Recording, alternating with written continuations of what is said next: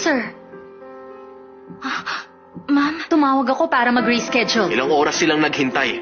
Bakit nila ako tinawagan at nagreklamo?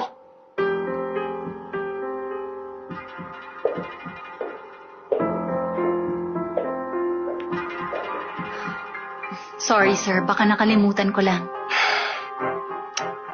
You're a capable person, Tara. Huwag mo hayaang isipin kung nawawala na ang skills mo. Hindi, sir. Pangako. Tatawagan ko na lang siya and I'll apologize over a meal. Don't ruin our relationship with I them. won't, sir.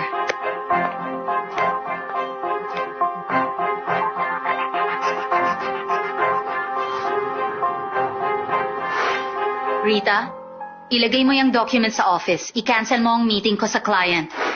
I'm so sorry, Miss Tara. Nakalimutan ko silang tawagan na magre-reschedule ka. Sorry po talaga.